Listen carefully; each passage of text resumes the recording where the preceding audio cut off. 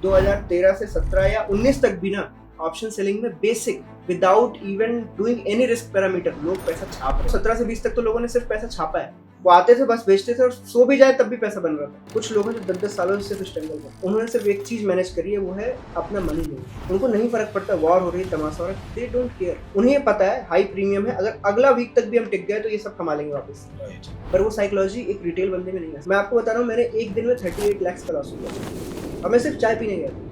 और जब मैं गया था तब उसमें कुछ 18 लाख का प्रॉफिट था। मैं क्यों इतनी टेंशन लूं? अगले दिन मैंने फिर से वही किया जो मैं करता था और 21 लाख वापस। आज हमारे बीच में एक ऐसे ट्रेडर हैं जिन्होंने पिछले 12 साल से ज्यादा पीरियड से वो ट्रेडिंग कर रहे हैं और ऑप्शन सेलिंग के बहुत बड़े फैन हैं और बहुत बड़े प्रैक्टिशनर हैं। आज हमारे बीच है थीटा गेनर्स के रियांश उपाध्याय।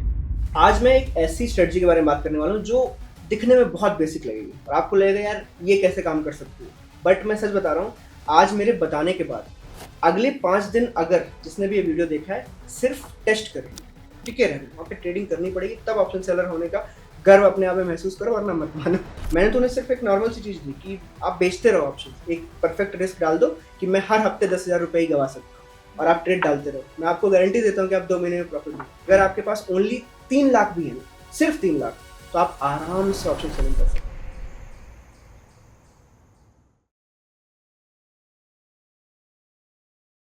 मार्केट्स रोज बदल रहे हैं, लेकिन आप अभी भी उन पुराने इंडिकेटर्स को यूज कर रहे हो तो प्रॉफिट कहां से होगा? इस नए मार्केट में आपको वो इंडिकेटर्स चाहिए जो मार्केट के प्रोफेशनल्स यूज करते हैं, और इसीलिए upsurge.club पे आपको मिलते हैं वो सारे पावरफुल इंडिकेटर्स जो मार्केट प्रोफेशनल अपनी डेली लाइफ में यूज करते हैं। और ये सिर्फ इंडिकेटर नहीं है, इसी के साथ साथ आपको एक पूरा डिटेल्ड कोर्स मिलता है जहां पर इंडिकेटर्स को कैसे यूज करना है, ये कैसे बने हैं, इसके क्या क्या कंपोनेंट्स है, ये सब इन्हीं एक्सपर्ट्स ने आपको डिटेल में सिखाया है। तो अगर आपको अपनी ट्रेडिंग को एक प्रोफेशनल लेवल पे लेके जाना है तो नीचे दिए हुए लिंक के ऊपर क्लिक करिए और upsurge.club के ऊपर ये सारे इंडिकेटर्स चेकआउट करिए and start trading like a pro today. Now let's start the video. आज की इस पॉडकास्ट में एक बहुत ही इंपॉर्टेंट डिस्कशन होगी जहां पर एक रिटेल पार्टिसिपेंट भी कैसे ऑप्शन सेलिंग के थ्रू अपने लिए रेगुलर इनकम जनरेट करने के बारे में एटलीस्ट सोच सकता है। ये सारी इंफॉर्मेशन आपको आज के पॉडकास्ट में मिलने वाली है। Thank you so much Riyanshi for taking out time today. और आई बिलीव जिस तरीके से, जितने अच्छे तरीके से आप हमें ट्विटर पे समझाते हैं और यूट्यूब पे समझाते हैं, आई बिलीव हमारा आज का सेशन भी उतना इंटरेस्टिंग होने वाला है। सबसे पहला क्वेश्चन, आपने बीटेक पास करी, ऑप्शन सेलिंग का ये चस्का कैसे लगा आपको? क्योंकि ऑप्शन बाइंग में कम पैसे चाहिए होते हैं, ऑप्शन सेलिंग में पैसे ज्यादा चाहिए होते हैं, इसीलिए कोई भी ट्रेडर इसको बहुत बाद में स्टार्ट करता है, क्योंकि जब कुछ नहीं बचता है। क्या आप स्टार्टिंग से ऑप्शन सेलिंग में थे या ऑप्शन बाइंग में आए थे? क्या लेसन लिया? देखो, मैं जस्ट क्लियरली बताऊंगा बिल्कुल स्टार्टिंग से कि हुआ क्या मेरे साथ। मैंने पहले भी कई जगह में बताया है, बट हुआ ये कि मैं कॉलेज टाइम में था, ठीक है, बहुत बड़े बैकग्राउंड से नहीं आता हूँ मैं, बट मेरे अंदर ना वो चस्का था कि मुझे पैसे कमाने हैं। मेरे अंदर ऐसा नहीं था कि हाँ ठीक है पहले पढ़ूंगा, 12वीं होगी, फिर कॉलेज होगी, फिर एक जॉब लगेगी। मैं उतने लेट तक रुक नहीं पा रहा था, तो मैंने ढूंढना शुरू किया, सब कुछ किया। और एक टाइम जब 2013-14 की बात करूं मैं, तो उस टाइम पे यूट्यूब पे ये सारी चीजें नहीं थी कि ये स्टॉक मार्केट क्या होता है, ऑप्शन बाइंग सेलिंग तो बहुत दूर की बात है, स्टॉक मार्केट के बारे में भी बहुत वीडियोज नहीं थे। वहाँ 17 के बाद से बननी शुरू हुई? हाँ, ये 17 के बाद से स्टार्ट हुआ। 20 के बाद तो बिल्कुल एकदम वीडियो ही वीडियो है, बट 13 एंड 14 के टाइम पे ऐसा नहीं था। तो मैं जितना भी सर्च कर पा रहा था तो बाहर के यूएस वगैरह के वीडियोज आते थे, ठीक है, जो option selling and buying options के बारे में डिस्कस भी किया करते थे। तो उस टाइम पे जो इंडिया में 2-4 लोग वीडियोज बनाते थे, वहां पे एक मेन पॉइंट था कि अगर ऑप्शन सेलिंग करनी है तो at least you need 20 lakh rupees. At least की बात कर रहा हूँ, अगर 50 लाख है तो बहुत अच्छी बात है। और उसके बाद उस पर बताया जाता था कि 50 लाख का आप शायद मंथली 1.5-2% कमाओगे तो इतना पैसा बनेगा। फिर मैंने उस पर मैथ लगाई कि यार अगर मैं 50 लाख से 2% देखूं तो शायद मे बी कभी 70,000 बनेंगे काट कूट के, कभी 80 बनेंगे, ऐसे। तो मैंने ये सब सोचा, बट मैंने बोला 50 लाख तो मेरे पास कभी आ ही नहीं सकते, अभी की सिचुएशन में नहीं आ सकते। हो सकता है इसके 8 साल बाद में कोई अच्छी नौकरी लग जाए, सोचूं तो हो सकता है। तो वो नहीं हो पा रहा था। फिर मैंने यूएस के कई सारे वीडियोज देखे, तो अगर मैं ये बोलूं कि बिगिनिंग से ऑप्शन सेलिंग में था, नहीं। मैंने बिगिनिंग में जो कम पैसा होता है, जॉब से जो 30-40 हजार आ रहे थे, उसमें ऑप्शन बाइंग ही हो सकती थी, फ्यूचर्स की ट्रेडिंग इधर उधर हो सकती थी, बट ऑप्शन बाइंग मेनली हो सकती थी। तो मैंने अल्ट्राटेक हो गया, एसबीआई हो गया, एयरटेल हो गया, इन सारे में ऑप्शन बाइंग बहुत किए। तो मेरा ना चार्ट देखने का तरीका तब भी वैसा था, आज भी वैसा, और मुझे ऐसा लगता है कि मैं पकड़ पाता हूँ कि हाँ अगले 3 दिन 4 दिन में क्या हो सकता है, अगले 1 महीने में क्या हो सकता है, वैसे भी कोई नहीं पकड़ सकता, बट एटलीस्ट 1 दिन 2 दिन में क्या हो सकता है मैं पकड़ सकता हूँ।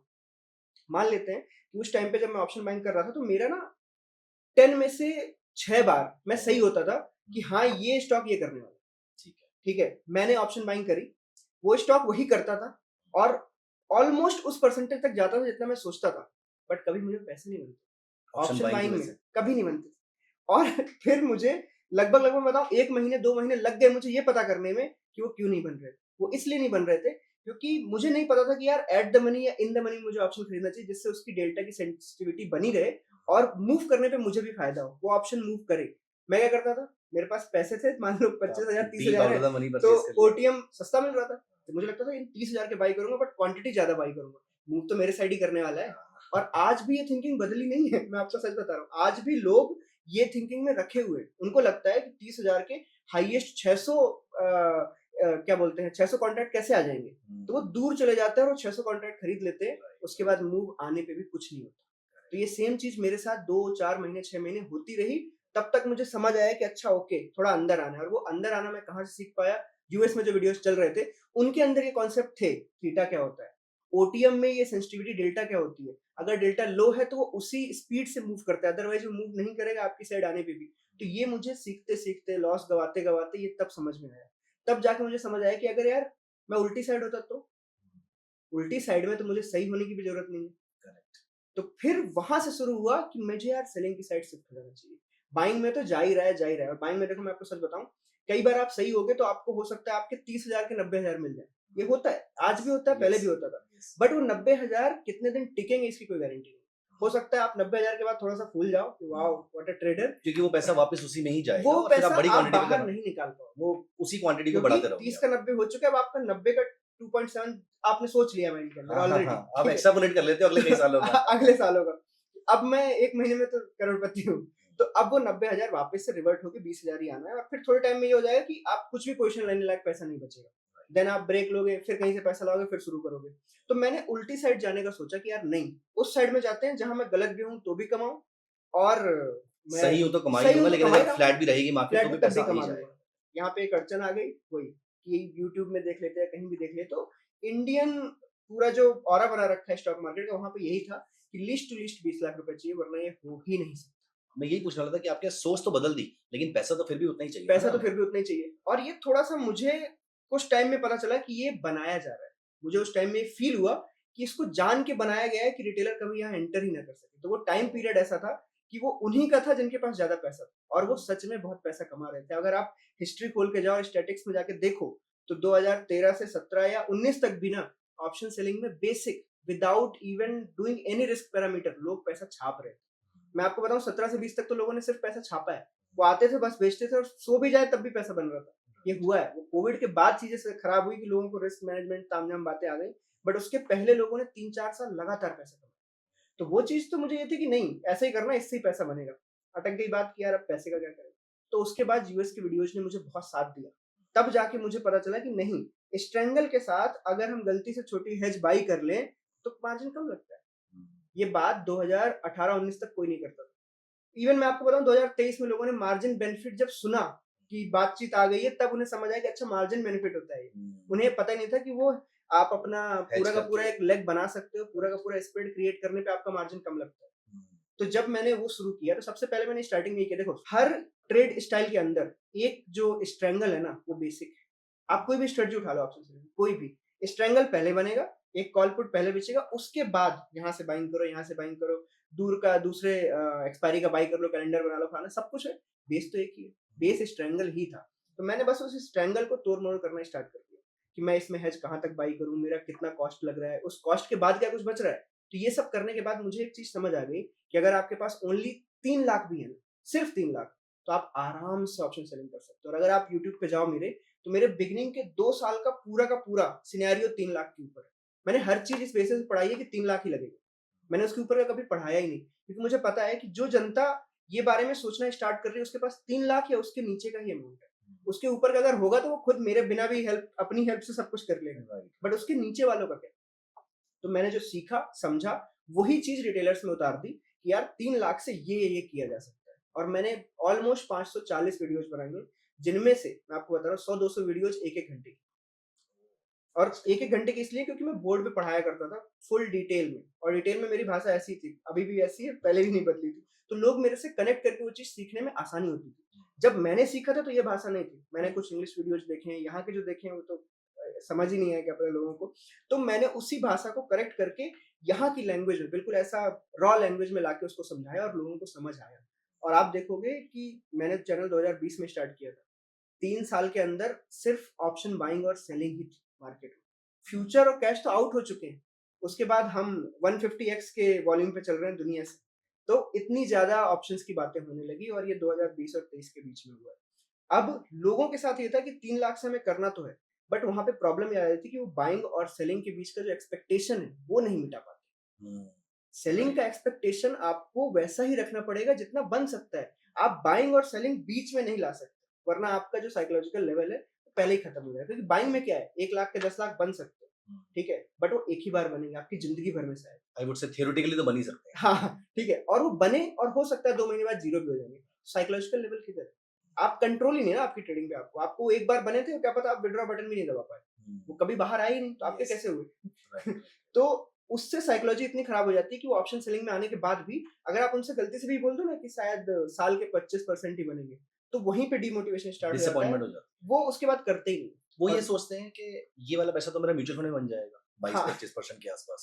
उस सोच को आपने खुद कैसे बदला उस सोच को? मैंने उस सोच को ऐसे बदला कि जब बिगिनिंग में मुझे 3 साल बाइंग से, फ्यूचर्स की ट्रेडिंग से, इन सब से लॉस हो रहा था ना, तो जब मैंने ऑप्शन सेलिंग करी, तो मैंने पहले 2 साल में कोई खास पैसा नहीं बनाया। बट पहले साल में जब मैंने ये देखा ना कि मेरे वो पैसे खत्म नहीं हो रहे हैं, मेरे लिए मोटिवेशन वही था, क्योंकि मेरे पास पैसे का पेड़ तो लगा नहीं हुआ था। अगर मेरे पास 2-3 लाख इकट्ठा हो गए हैं, तो वो 3 लाख 2 लाख तक भी अगर पहुँचे तो 6 महीने में पहुँचे।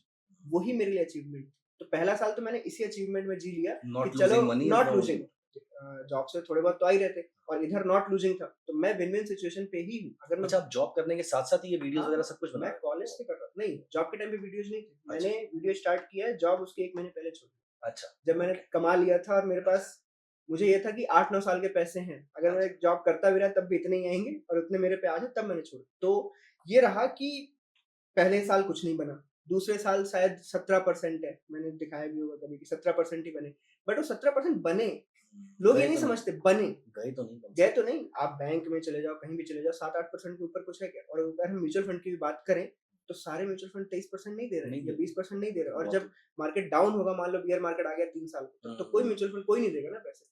बट आपकी वो जो स्किल है, वो तो दोनों साइड पैसे दे रही है, उसको क्या फ़र्क पड़ता है मार्केट की। जब मैंने वो 17% कमा लिया ना, तब जाके मेरा माइंड खुला कि यार मैंने चलो स्ट्रैंगल ये सब तो यूएस से सीख लिया था, बट यही चार्ट है, यही सब कुछ है, ऑप्शन के चार्ट हैं, लेग्स बना सकते हो, सब कुछ कर सकते हो।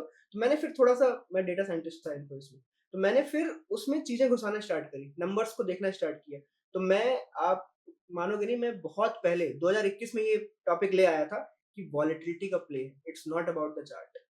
ऑप्शंस वॉलेटिलिटी से बने थे, विदाउट आईवी आप ऑप्शन का प्राइस नहीं बना सकते, ब्लैक स्वन मॉडल वर्क ही नहीं नहीं करता काम है। करेगा। तो जिस बेसिस पे वो प्राइसिंग बनी है, उस बेसिस को समझाना स्टार्ट किया था मैंने उस टाइम पे। तब जाके मैं कैलेंडर्स लेके आया था कि कैलेंडर्स को जब लोएस्ट आईवी चल रही है, तो अगर आप ट्रेड करोगे तो यू विल हैव, एक तो एज हो गया आपका नॉन डायरेक्शनल का, एक सेलिंग का एज अलग हो गया, एक एज हो गया कि आपका आईवी का एज है। अगर आप कैलेंडर पे हो, आईवी इंक्रीज भी हो गई, मान लो तेजी से गिर भी गई, तो आईवी के इंक्रीज होने से आप पैसे कैसे कमाओगे? तब जाके मैंने लोगों को वॉलेटिलिटी का चैप्टर समझाया कि हाँ, ये वॉलेटिलिटी का गेम है, दिस इज नॉट अबाउट। तो आपने देखा होगा 21 और 22 में कई सारे ट्रेडर आए थे वॉलेटिलिटी वाले, जो वॉलेटिलिटी इंक्रीज होने पे बेचा करते थे। तो ये मार्केट का रेजीम है। 2 साल वो भी चला, फिर वो भी फेड होने लगा, क्योंकि जहां भीड़ बढ़ना स्टार्ट होगी ना, वो ऑलरेडी सैचुरेटेड हो जाता है, फिर आप काम नहीं कर सकते। ओके, यहाँ पर आपने जब कोई स्ट्रेटजी के बारे में सोचा, फॉर एग्जांपल कैलेंडर का सोचा, ऑप्शन सेलिंग का सोचा, आप डेटा साइंटिस्ट थे, लेकिन उस समय इंडियन मार्केट में क्या इतना डेटा अवेलेबल था कि आप उसकी बैक टेस्टिंग कर पा रहे थे, या आप सारी चीजें फॉरवर्ड टेस्टिंग पे ही करते थे? मैं फॉरवर्ड टेस्टिंग करता हूँ, उस टाइम पे बैक टेस्टिंग आप नहीं कर सकते। हाँ, क्योंकि ऐसे प्लेटफॉर्म वहाँ पर अवेलेबल नहीं थे। एल्गो नहीं, टेस्ट भी बाद में आया था, या एटलीस्ट फेमस बाद में हुआ था। नहीं, प्लेटफॉर्म था, लेकिन प्लेटफॉर्म एक्चुअली इस तरीके का कोई नहीं था जहाँ पे आप टेस्ट करो। आपको हाँ, पता है ये प्लेटफॉर्म सारे के सारे बने किस बेसिस पे? 920 स्ट्रैडल के बेसिस पे। हाँ, पहले 920 स्ट्रैडल आया, फिर ये प्लेटफॉर्म्स आए, क्योंकि मैं भी उन प्लेटफॉर्मों का हिस्सा हूँ। मैंने भी एल्गोरिथम उसी टाइम पीरियड में बनाया था जब टाइम बेस्ड ऑप्शन सेलिंग आई थी। और टाइम बेस्ड ऑप्शन सेलिंग ने पैसा कितने टाइम दिया? 1 साल। 1 साल के बाद वो फेड होना स्टार्ट हुआ और उसके बाद नेगेटिव में चला गया। तो वहीं से ये सारे ये आए, बट उसके पहले बैक टेस्टिंग जैसा कुछ नहीं। हाँ, नहीं था, वही मेरे को याद है कि हाँ, उस समय तो फॉरवर्ड तो टेस्टिंग का ही फॉरवर्ड रहा होगा। टेस्टिंग ही चलती थी। तो मेरा ये था, मैं आज भी यही बोलता हूँ कि आप वीकली और मंथली बेसिस पे हिस्ट्री की 12 महीने की आईवीज निकालो, उसको एक जगह पे सेव करो, उसके बाद डेली और वीकली बेसिस की एक जगह पे सेव करते जाओ, और आप इसी को फॉरवर्ड टेस्ट कर सकते हो। और मैं आज भी ये बात बोलता हूँ, 6 साल पहले भी ये वैलिड थी और आज भी ये वैलिड है। आपको जब भी, कभी भी आईवी, पिछले 5 दिन के आईवी से ज़्यादा मिले एंड उस टाइम पे आपके ऑप्शन का प्राइस अपना पिछला कोई भी लो तोड़े, आप बेचें और आप इसका विन रेट 80% के ऊपर मान सकते हैं। हमेशा बता रहा हूँ, आज भी चलेगा और आगे भी चलता रहेगा क्योंकि उसका बेसिक कॉन्सेप्ट ही वही है। बिना आईवी के वो ऑप्शन प्राइसिंग बन ही नहीं सकती और आईवी इंक्रीज हुई, ऑप्शन प्राइस ऊपर चला गया और अगर वो अभी भी आउट ऑफ द मनी है, तो दोनों चीज़ें साथ आ गई। आपने महँगी चीज़ बेच ली है, थीटा डीके चल ही रहा है, एक्सपायर उसको होना ही है। तो अगर सारी चीज़ें आपके साथ में होंगी, डेटा के साथ आप करोगे तो आपके गलत होने के चांसेस कम हो जाएँगे। बट हाई आईवी में चीज़ बेचने का एक ही चीज़ होता है, टेल रिस्क। राइट। जब आप हाई आईवी पे कोई चीज़ बेचते हो तो उसका टेल रिस्क इंक्रीज हो जाता है, विन रेट बढ़ गया है। बट जो 1-2 ट्रेड्स होंगे ना जो आपके अगेंस्ट में जा रही हैं, वो बहुत बड़ी होंगी। तब यहाँ पे एक नया इंट्रोडक्शन आता है कि वो लॉस आपको कितना लेगा। आप हाई आईवी बेच रहे हो, आप ज़्यादा कमा रहे हो। तो ज़्यादा कमाने से आपको एक 20% हिस्सा ऐसा रखना है कि मुझे वहाँ देना ही पड़ेगा। आप उससे बच नहीं सकते। There is no perfect strategy, कभी नहीं होती। आप कितनी भी, मैं डेटा साइंटिस्ट का सब पूरी किताबें रख के यहाँ बैठ जाऊँ तब भी परफेक्ट कभी नहीं बनेगी। तो आपको बस ये सोचना है कि अगर यार मैं ये चीज़ करने से 80% सही हो रहा हूँ, तो आपको पहले तो ये एक्सेप्ट कर लेना है कि 80% सही हो रहा हूँ। अब जो वो 2% गलत होना, तो पहली बात तो उसके लिए अगर पहले स्टॉप लॉस डिसाइड कर स्टॉप लीजिए। लॉस डिसाइड करो और ऐसा नहीं हो सकता कि मैंने ये प्रीमियम ली थी, ये प्रीमियम पे यहाँ स्टॉप लॉस लगा दूँ। गो बैक, आप 6 महीने का डेटा निकालो कि अगर ये चीज़ें जब हो रही थी, तो वो कितना स्पाइक मार सकते हैं और आपने जो कमाया है उसका क्या हिस्सा आप दे सकते हो। अगर आप उस टेल रिस्क को उस तरीके से नापोगे ना अपने उसके स्पाइक के बेसिस पे, क्योंकि एवरेजन नंबर पे मैं आपको बता रहा हूँ, जो एट द मनी पे स्ट्रैडल आज भी चल रहा है ना, वो स्ट्रैडल मीडियन लेवल पे 220% 230% से ऊपर कभी स्पाइक नहीं करता है। उसके बाद वो फिर से जीरो हो जाता है। तो आपको वो नंबर पता होना चाहिए। आपने हवा में ऐसे नहीं लगाना है, आपको वो डेटा लो और आजकल तो सब अवेलेबल है। अब तो पहले से मतलब अब तो डेटा, अब तो मतलब इन्फॉर्मेशन ओवरलोड है कंपेयर ओवरलोड टू है। पहले आज से 20 आपको साल बस जो उसमें से 10 सही-सही 5 साल चीज़ें पहले। निकालनी है। मेरी ट्रेडिंग स्टाइल मान लो सेलिंग की है, मैं स्ट्रैडल बेचता हूँ, स्ट्रैंगल बेचता हूँ, उसके बेसिस पे पिछला 6 महीने का डेटा निकालो और उसके बाद निकालने के बाद फॉरवर्ड टेस्टिंग भी लगातार करते रहो और उस डेटा को सेव करते रहो। आप उसके बेसिस पे मीडियन, एवरेज, क्या मूवमेंट है, कितना स्पाइक मारता है, कितना गिरता है और पर डे बेसिस पे कितना गिरता है, सब निकाल सकते हो। उनके बेसिस पे अपनी स्ट्रेटजी बनाओ। अंधाधुंध एसएल भी नहीं लगाया जा सकता, अंधाधुंध टीपी भी नहीं लगाया जा सकता। जो चीज़ मंडे को उतनी गिरती नहीं, उसका टीपी उतनी दूर क्यों? जो चीज़ मंडे को उतनी बढ़ती नहीं, उसका एसएल उतनी दूर क्यों? या उससे पहले क्यों? तो आप ये डेटा नहीं निकालोगे, तो आप सिर्फ़ आँख बंद करके वो टेस्टिंग कर रहे हो, बैक टेस्टिंग में 9-15 पे बेचूँगा, 3-30 पे निकाल दूँगा, एक बीच में 25% का एसएल, ऐसे नहीं होता। ये तो कर्व फिटिंग हो गई ना, आप कर्व फिटिंग कर रहे हो। यस, वो यस, मान लो यस। किसी 6 महीने में अच्छा दिखा भी रहा होगा, लाइव में आओगे सब वो बर्बाद बैक हो टेस्ट में जाएगा। अच्छा दिखेगा लेकिन फॉरवर्ड टेस्टिंग में फॉरवर्ड अंदर टेस्ट में नहीं वॉक चलेगा, थ्रू एनालिसिस में नहीं चलेगा। नहीं चलेगा। सर, मेरे ख्याल से यहाँ पर हमारे व्यूअर्स के लिए भी थोड़ा-सा इन्फॉर्मेशन ओवरलोड हो गया होगा इस जगह पर। हाँ, मैं थोड़ा-सा वापस आता हूँ अपने बेसिक आपने एक वर्ड यूज़ किया था डेल्टा सेंसिटिविटी।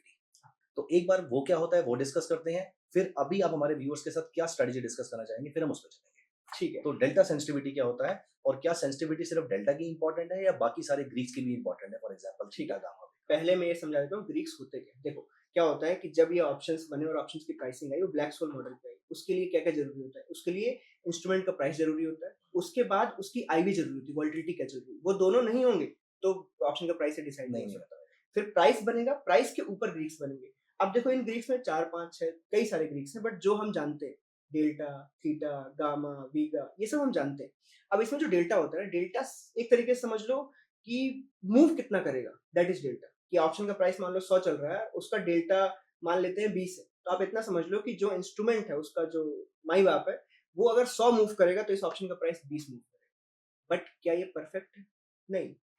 जितनी जगह, जितनी दूर वो स्ट्राइक होगी, जैसे-जैसे इंस्ट्रूमेंट का प्राइस उसके पास में आएगा ना, वैसे-वैसे डेल्टा इंक्रीज होता जाएगा। तो हमेशा ये डायनामिक प्राइसिंग पे चलता है। 20 तब था जब आपने काउंट किया। तो डेल्टा लीनियरली मूव नहीं करता, एक्सपोनेंशियली मूव करता एक्सपोनेंशियली है, मूव ऊपर करता भी है। और नीचे भी। जैसे भी मान लो ये स्ट्राइक थे जिसको आपने बाय किया था या सेल किया था और यहाँ पे मार्केट थी, निफ्टी थी मान लेते हैं। निफ्टी जैसे-जैसे इधर को आएगी ना, इसका डेल्टा इंक्रीज हो रहा है। इंक्रीज होता है। तो डायनामिकली उतनी ही स्पीड से वो बढ़ता चला जाएगा। इसलिए हम बोलते हैं एट द मनी पे हाईएस्ट अपना जो प्राइसिंग होती है एट द मनी पे होती है और उसी में हाईएस्ट थीटा भी होता है।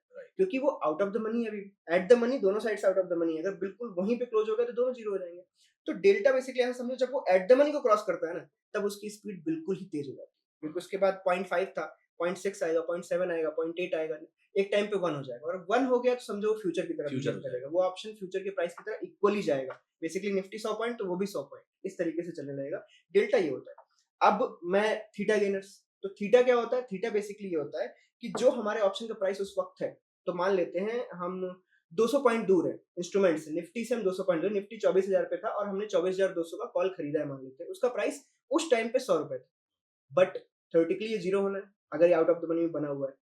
अब मान लेते हैं कि इन दोनों के बीच का डिफरेंस कितना है, 200, ठीक है, और वो 100 रुपए अभी चल रहा है, ठीक है, ये जीरो होना है। बट अगर ये बढ़ के यहाँ से बिल्कुल एट द मनी पे यहाँ पे आ जाए, अभी भी ये जीरो है। अगर मैं इसके ऊपर निकाल दूं 100 पॉइंट, तो उसकी एक्चुअल में इंट्रिंसिक वैल्यू 100 रुपए हो जाएगी अगर 24,300 पे मार्केट पहुंच गया। तो आप 24,300 पे जाके कभी देखना कि उसकी वैल्यू एग्जैक्ट 100 नहीं होती जब तक एक्सपायरी ना आ जाए। उसमें एक एक्स्ट्रा वैल्यू होती है 100 के ऊपर, 40 रुपए, 50 रुपए, वो 150, 160 कुछ होगा, डिपेंड करता है एक्सपायरी कितनी। एक्सपायरी कितनी, तो 24 या 50 रुपए जो एक्स्ट्रा है ना, दैट इज, और वो धीरे धीरे धीरे धीरे गिरता रहता है। और जितनी एक्सपायरी पास आएगी, थीटा का चार्ट ऐसा कुछ होता है, ऐसे आएगा और धड़ाम। ये मेरा क्वेश्चन था, जैसे डेल्टा हमारा एक्सपोनेंशियली मूव करता है, तो थीटा भी एक्सपोनेंशियल मूव करता है या लीनियर मूव करता लीनियर मूव करता है। थीटा देखो ऐसे जाएगा और वो बिल्कुल एक्सपायरी डे के टाइम पे ऐसे गिरता है। आजकल तो और लेट हो गया है, पहले के टाइम पे तो ये था कि मंथली ऑप्शंस बेचो तो धीरे धीरे धीरे 10 तारीख तक कुछ नहीं होता था, फिर 11 तारीख से धीरे धीरे एक चार्ट बनता था, फिर आराम से गिरता था। अब तो इस तरीके से हो गया कि बिल्कुल आखिरी तक का इंतजार करने के बाद वो गिर रहा है। बीच बीच में बातें चल रही हैं कि थोड़ा बहुत टाइम इंक्रीज होगा, जैसे जैसे टाइमिंग इंक्रीज होना, ये सारी बातें होंगी ना, वो और धीमा हो जाएगा और फ्लैटिश हो जाएगा। फिर उसके बाद आप वीक के बीच में तो संभाल ही नहीं पाओगे। तो आप थीटा, वो जो एज थी उसको आप डिवाइड बाय 50 कर दो। अगर वो 100 थी पहले एज, तो आप उसको आप 50 कर दो। इसीलिए मैं जो आज बताने आया हूँ या बताऊंगा, डेल्टा और थीटा को मिलाना पड़ेगा, अब तब पैसे बने। सिर्फ थीटा से पैसे नहीं बनते। इंटरेस्टिंग। तो स्ट्रेटजी भी बात करना शुरू करते हैं। ठीक है, सबसे पहली चीज, सबसे पहला question before we move to the strategy, हमारे व्यूअर्स को ये स्ट्रेटजी समझने के लिए क्या पता होना चाहिए पहले से? ओके ठीक है। मुझे ऐसा लगा कि देखो, मैं ये नहीं बता सकता कॉल क्या होता है, पुट क्या होता ये हम है, नहीं, या but कोई इंडिकेटर क्या होता है। मेरे ख्याल से हमारे कैसे व्यूअर्स को पता होगा कॉल क्या होता है, पुट क्या होता है, call buy, put sell, put sell, delta, theta आपने खुद ही डिस्कस Yes. कर लिया है। ये 6 चीजें मैं मालूम है, चल जाएगा अपने को? इतने में काम चल जाएगा। परफेक्ट। बस उसके अलावा देखो, आप चार्ट डेली देखते ही होगे। अगर चार्ट डेली देख रहे हो तो आपको नॉर्मल चीजें सारी ब्रॉडर पता चीज होंगी। चार्ट की समझ ब्रॉडर में चीजें आती है। सारी इतना हमारे व्यूअर्स को आता है, तो एक बार स्टार्ट। आज मैं एक ऐसी स्ट्रेटजी के बारे में बात करने वाला हूँ जो दिखने में बहुत बेसिक लगेगी और आपको लगेगा यार ये कैसे काम कर सकती है। बट मैं सच बता रहा हूँ, आज मेरे बताने के बाद अगले 5 दिन अगर जिसने भी ये वीडियो देखा है, सिर्फ टेस्ट करे, फॉरवर्ड टेस्ट, कुछ भी ना करे, कोई ट्रेड ना ले, सिर्फ फॉरवर्ड टेस्ट करे, उसके बाद अगर समझ आए ना, तब यूज करके देखो। और ये मैंने उनके लिए बनाई है जो शायद 65 क्वांटिटी से ट्रेड करते हैं, मतलब 1 लॉट। तो हमारा बेसिक जो क्वेश्चन था कि जिनके पास, जो रिटेलर्स जिनके पास कम पैसे हैं, वो ऑप्शन सेलिंग कैसे कर सकते हैं, मेरा बेस मैंने इसके अंदर डाल दिया है। और ये डेल्टा और थीटा दोनों पे चलती है। ये नॉन डायरेक्शनल स्ट्रेटजी नहीं है, डायरेक्शनल स्ट्रेटजी है। इसमें हम डायरेक्शन के साथ भी जाते हैं और थीटा का फायदा भी उठाने का ट्राई करते हैं। मतलब ऑप्शन सेलिंग स्ट्रेटजी है, ऑप्शन लेकिन selling directional strategy, but directional है। मैं ये निफ्टी पे समझाने वाला हूँ, but it can work on Sensex also. ठीक है, दोनों पे काम करेगी। कई लोग इस टाइम पे सेंसेक्स ज्यादा ट्रेड कर रहे हैं बिकॉज ऑफ प्रीमियम्स हाई है, थोड़ी वॉल्टिलिटी ज्यादा है, तो ये दोनों जगह काम करेगी। मैंने निफ्टी का बेस लेके इसको बनाया। ठीक है, तो अगर आप देखोगे तो बेसिकली मैंने पिवट और सुपर ट्रेंड का यूज किया। ठीक है, पिवट लोग भूल गए होंगे मेरे हिसाब से। ठीक है, पिवट लोग भूल गए होंगे, बट पिवट होता क्या है पहले लोगों को ये समझाना पड़ेगा। देखो, जब आज के दिन में ट्रेडिंग होती है तो वो ट्रेड में एक कैंडल बनती है, ओपन, हाई, लो, क्लोज। ठीक है, और उस कैंडल के बेसिस पे पिवट डिसाइड होता है अगले दिन। और अगले दिन ट्रेड होने की जरूरत नहीं है, पिवट आप पहले से कैलकुलेट कर सकते हो। पिवट कैलकुलेट कैसे होता है, अगर आप हाई, लो और क्लोज को डिवाइड बाई 3 कर दोगे तो सेंटर लाइन आएगी पिवट की। ठीक है, इनका एक R1 S1 भी होता था, R1 S1 R2 S2। ये कैसे निकलते थे, सिंपल सी बात है, अगर पिवट आया, अगर आप उसको डबल करने के बाद उससे माइनस कर दो क्या, आपका जो लो था पिछले दिन का, तो पिवट का R1 आ जाएगा। और अगर माइनस कर दो हाई, तो पिवट का S1 आ जाएगा। तो मैं इसको पहले यहाँ पे समझा देता हूँ। ये रहा पिवट का कैलकुलेशन। अगर आप देखोगे, HLC डिवाइड बाई 3 PP आ जाएगा, और 2 पिवट पॉइंट माइनस लो जो पिछले दिन का है उससे R1 आता है, और माइनस हाई कर दोगे तो S1 आ जाएगा। और ये चार्ट कुछ ऐसा दिखता है, इस तरीके का। ठीक है, यहाँ पे बुलिश ब्रेकआउट के लिए ऊपर R1 है, बेरिश ब्रेकआउट के लिए नीचे S1 है, और बीच में एक सेंटर ऑफ ग्रेविटी अपना पिवट पॉइंट है। इसका क्या यूज है, इससे फायदा क्या होता है हमें? मैं देखो आपको बताऊं, हम जब डायरेक्शनल ट्रेडिंग करना स्टार्ट करते हैं तो सबसे बड़ी प्रॉब्लम है जब हम साइडवेज डे में फंस जाते हैं। आपने पिछले दिन पैसा कमाया, बहुत बढ़िया, आपका कॉन्फिडेंस बहुत उछाल मार रहा है, आप ओवर कॉन्फिडेंस में actually. Next day pivot points चौड़े हो जाते हैं क्योंकि HLC3 पिछले दिन का बड़ा था, बड़ा हो तो गया। जैसे ही चौड़ा हो जाएगा, और अगर आपने R1 और S1 के बेसिस पे ट्रेड लेने वाले हो, तो मार्केट आज यही फंस जाएगा। और अगर वो फंसा हुआ है और आपके रूल्स ये कहते हैं कि आपको इसके बाहर ट्रेड लेना था, तो आपका वो दिन बच गया। अदरवाइज अगर मैं इसको यहाँ से हटा दूं तो हम अगले दिन भी ट्रेड करें और शायद डबल ट्रेड करें, और पिछले दिन का सारा प्रॉफिट अगले दिन गायब हो जाएगा। तो ये इस बारे में भी काम आता है कि आप साइडवेज डेज को इग्नोर कैसे कर सकते हो। अगर मैं आपको यहाँ पे एक क्वेश्चन है मेरा, पिवट्स भी बहुत सारे टाइप के होते हैं, फॉर एग्जांपल कैमरिलाज हो गए या सही फिर कहा। और पिवट पॉइंट वीकली, डेली। तो हम बेसिक पिवट की बात कर रहे हैं। बेसिक पिवट की बात है, स्टैंडर्ड। मैं ओके। कंफ्यूज करना नहीं चाहता, मैं चाह रहा हूँ कि मैं रिटेलर्स को पढ़ा रहा हूँ, और रिटेलर्स मतलब मैं चाह रहा हूँ जिन्हें सिर्फ बेसिक चीजें पता है। आप सच बता रहा हूँ, इनमें जितना कंफ्यूजन ऐड करोगे, जितने में अब मैं बोलूँ डेटा साइंटिस्ट उनको नंबर पढ़ाना स्टार्ट करो, ये करो, कुछ नहीं फायदा है। सिंपलेस्ट फॉर्म में अगर हम थोड़ा सा रिस्क मैनेजमेंट फॉलो करें, पैसे बन जाते हैं। नहीं, मेरा एक क्वेश्चन इसलिए था कि कुछ लोग कैमरिला यूज कर रहे होंगे, कोई और यूज कर रहे होंगे, वो उसको यूज करते रह सकते हैं या सेम इसी पे आ जाए?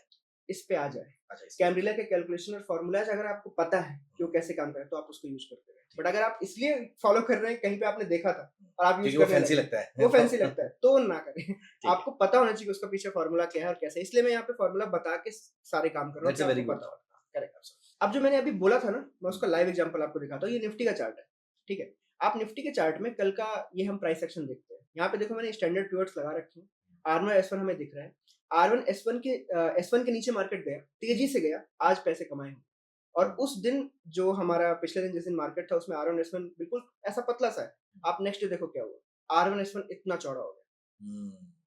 अब इस दिन वॉल्टिलिटी इंक्रीज हो चुकी है। अब इंक्रीज होने के वजह से क्या होगा, मार्केट नीचे भी गिर सकती है और लंबा गिरेगी, फिर ऊपर भी लौट सकती है। आपका कोई एसएल वैसल काम नहीं आने वाला, कोई टीपी काम नहीं आने वाला, क्योंकि आप इतने सटीक नहीं हो कि आप छोटे छोटी ट्रेडिंग कर रहे हो। अदरवाइज तो फिर एसटीटी सब कुछ खा जाएगा। राइट। आपको तो रियल में 2-3 ट्रेड ही चाहिए पूरे 6 घंटे की सिचुएशन में। तो ये करेगा क्या कि अब अगर कल का दिन मार्केट मान लो मंडे को कल खुलती है ना, तो यहाँ पे ये साइडवेज में हम बचा लेगा, क्योंकि ये चौड़ा हो चुका है और मैं इसकी विप्सों में वॉल्टिलिटी में नहीं फंसने वाला हूँ। इसी वजह से बेस्ट ट्रेड किस दिन आती है, जिस दिन पिछले दिन या उसके पिछले दिन मार्केट थोड़ा बहुत साइडवेज साइडवेज पहले रही से हो रहा हो, तो आपको तो डायरेक्शन बेटर ट्रेड। आपका ब्रेकआउट वाला प्रॉब्लम सॉल्व हो गया। आपको ब्रेकआउट अपने आप मिल जाएगा, आप बस रूल्स को फॉलो करो। और जिस दिन ट्रेड नहीं करना है वो भी मिल जाएगा। मैं आपको बताऊं, देखो इसके अगर मैं और पीछे जाऊं तो ये देखो आप, इसके एक दिन पहले कोई ट्रेड नहीं, ये वाला जो पूरा एरिया है, यहाँ कोई ट्रेड आएगी ही नहीं, क्योंकि वो ना ऊपर गया ना नीचे गया। और ये तभी होता है जब, अब देखो इसमें ये है कि कई लोगों को चुल रहती है कि डेली ट्रेड करना है, इसमें डेली ट्रेड नहीं है। अगर किसी दिन मार्केट बहुत तेजी से गिरा, बहुत तेजी से बढ़ा, तो उसके अगले 2 दिन हो सकता है इनसाइड बार्स बन जाए। तो इनसाइड बार में ट्रेडिंग क्यों करनी है किसी को? आपको अगर डेल्टा थीटा दोनों चाहिए, तो डेल्टा तो नहीं मिलेगा इनसाइड बार में। देखो, जो रूल स्टार्टिंग से बने हुए हैं कि अगर आप चुल की वजह से और इन वजह से अगर ट्रेड कर रहे हो, अपने फीलिंग की वजह से ट्रेड कर रहे हो, तो फिर आप पैसा नहीं ये बना फीलिंग पाओगे। का गेम है। हाँ, चार्ट में जो हो तो नंबर्स का रहा गेम है, है, डेटा का गेम है सारा। चार्ट में जो हो रहा है उसे ट्रेड करना है। राइट। होगा पे ट्रेड नहीं करना है। होगा तो किसी को पता ही नहीं है, ना मुझे पता है ना आपको है, किसी को नहीं पता किसी को नहीं चलेगा। तो जो हो जाए उसको देखेंगे। अगर यहाँ पे नहीं हो रहा है कुछ भी, तो ट्रेड वाली बटन दबाने की जरूरत है। अगले दिन देखो ये हुआ कितना, दोपहर में 12 बजे के बाद ट्रेड आई। 12 बजे तक भी नहीं लोग रुक पाते। तो मेरा यही कहना है कि जो रूल्स मैं आज बताऊं उन पे बस रुके रहना 5 दिन। 5 दिन बाद पसंद ना आए, जो भी हो, आपका इमोशनल कनेक्ट ना बने, साइकोलॉजिकल आप कनेक्ट ना कमेंट में बने, आके बता देना। हाँ आप बस। comment में बता पर 5 दिन ट्राई करने के बाद बताना। और फॉरवर्ड टेस्ट करना, कोई लाइव ट्रेडिंग करने की जरूरत नहीं है। आप एक एक लॉट से नॉर्मल ट्रेडिंग करना, आपको फॉरवर्ड टेस्ट में समझ आ जाएगा 5 दिन में क्या है, और सारी चीजें क्लियर हो जाएगी।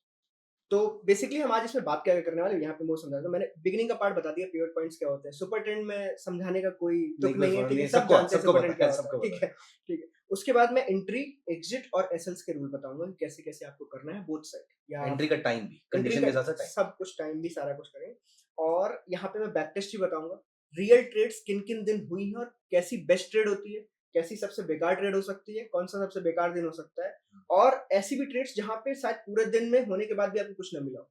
तो हमें ये तीनों टाइप डिस्कस करने पड़ते हैं। और ये purely intraday trading strategy. Purely intraday. इसमें कोई कोई वीकली सी वॉर चल रही है, वॉर के टाइम पे अगर आप कुछ करोगे वीकली बेसिस पे, आपकी स्ट्रेटजी किसी काम की, आपने कुछ और बनाया है, कुछ और हो जाएगा, तो कोई सेंस एनीवे नहीं। सारी न्यूज़ या तो ओवर द वीकेंड आ रही है, आजकल फ्राइडे शाम को आती है, फिर रात को छुट्टी आ का दिन जाती चल है। रहा है, ट्रम्प ने छुट्टी का दिन चुन रखा है। हाँ, बंद तो नहीं ट्वीट कर। थर्सडे शाम से कुछ ना कुछ होना शुरू हो जाता है, फ्राइडे को न्यूज़ आ ठीक जाती है। उसके बाद मैं इसमें इस स्ट्रेटजी का पिछले 1 साल का बैक टेस्ट लिया मैंने 5 साल का नहीं लिया। 5 साल का लेता तो शायद इसमें लाखों रुपए दिखने लगते। मैंने सिर्फ 1 साल का लिया है, और ये पिछले 3-4 महीने भी इंक्लूड कर दिए हैं, वॉर के और ये सब कुछ के।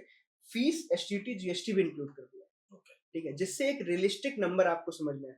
हो सकता है बहुत लोगों को पसंद ना आए कि रियलिस्टिक नंबर क्या है। नहीं, हम But- पसंद लाने के लिए वैसे भी नहीं कर रहे हैं, हाँ। हम जो प्रॉफिटेबल है उसकी बात कर रहे मैं जो 5 साल से कर रहा हूँ, मैं वही बता सकता हूँ, वही सिखा सकता हूँ। मैं दूसरी चीज नहीं पढ़ा हैं। आप सकता कि किसी को मैं पसंद नहीं आएगा वो उसकी प्रॉब्लम वो है, उसकी प्रॉब्लम। हमारा पैसा बन रहा है तो दैट इज मोर इम्पोर्टेंट। तो चलो हम स्टार्ट करते हैं। देखो पिवट पॉइंट्स का कैलकुलेशन मैंने बता दिया ऑलरेडी, पिवट पॉइंट्स कैसे करें। हमने जो सुपर ट्रेंड वाला एरिया है, कि सुपर ट्रेंड में मैंने कुछ जस्ट एक डिफॉल्ट सेटिंग से हट के काम किया है। मैंने जो 10-3 की सुपर ट्रेंड होती है, मैंने उसको 7-3 कर दिया है। रीजन उसका ये है कि जब हम इंट्राडे में ही ट्रेडिंग करने वाले हैं, तो अगर हम 5 मिनट की या 15 मिनट की कैंडल लेते हैं, सुपर ट्रेंड को 10-3 रखते हैं, तो उसका उसका जो रिवर्सल पॉइंट है वो लेट हो जाता है। तो आपका जो इंट्राडे का कैप्चर मूवमेंट है सेलिंग में, सेलिंग देखो हमें पता है ये 0 तक ही जा सकता है, 100 की चीज 0 तक ही जा सकती है, बाइंग में 100-400 जा सकता है, you have a big scope. But selling में तो आपको 15-20-30 पॉइंट ही मिलने वाले हैं, तो वो आपको जल्दी कैप्चर करना पड़ेगा, आपको उन्हें लेके निकलना है। तो ये रिटेल के बेसिस पे मैंने इसीलिए इसमें ऐड किया। मैं अगर वैसा बंदा होता कोई जो 4 साल से ट्रेडिंग कर रहा है और वो ये सब झेल सकता है, छोटे-मोटे लॉसेस देख के मुझे उसे पता है बाद में, तो उनके लिए डिफरेंट हो सकता था। बट रिटेल के लिए 7-3 परफेक्ट क्यों है? क्योंकि ये जल्दी आपको निकाल देगा ट्रेड्स। आपकी प्रॉफिट आया, आया, आया, कट। तो ट्रेलिंग एसएल का काम करेगा। तो आपको ये राहुल सुपर द्रविड़ ट्रेड नहीं बनना है, क्रीज पे टिके नहीं रहना है, क्रिकेट आप नहीं, वीरेंद्र सहवाग वो बनिए, मंथली आइए में और चले हाँ, वो मंथली में समझ आता है कि आप मंथली में कितने दिन टिके रह सकते हो, क्योंकि लेट आएगा आपका थीटा डिके। बट इंट्राडे के अंदर तो आपका थीटा डिके यहाँ पे कम है, डेल्टा ज्यादा है। तो डेल्टा को सिक्योर करने के लिए मैंने सुपर ट्रेंड की सेटिंग को 7-3 कर दिया, ठीक कि है। हम थोड़ा जल्दी रिएक्ट कर सकें। ठीक है, अब देखो यहाँ पे 4 ही रूल है, सिंपल सिंपल। पहला, हमें एक सुपर ट्रेंड लगाना है चार्ट पे 7-3 का, 7-3। उसके बाद हमें डेली का पिवट लगाना है R1 S1, हमें बीच की लाइन से कोई मतलब नहीं। ठीक है, सुपर ट्रेंड पिवट पॉइंट। उसके बाद बुलिश एंट्री के लिए हमें क्या करना है, जब भी जो निफ्टी है हमारी वो सुपर ट्रेंड के ऊपर क्लोज हो जाए, मैं हायर देन लगाए यहाँ पे 5 मिनट्स टाइम फ्रेम पे, हाँ 5 मिनट टाइम फ्रेम पे ऊपर क्लोज हो जाए एंड R1 के ऊपर क्लोज हो जाए। यहाँ पे एंड है और नहीं, तो ये दोनों सिचुएशन प्रूवन होनी चाहिए उस टाइम पे, तब जाके आप क्या बेचोगे। अगर ऊपर को गया तो हम पुट बेचेंगे, अगर इसी का वाइस वर्सा होता है तो हम कॉल बेचेंगे। कौन सा? At the money.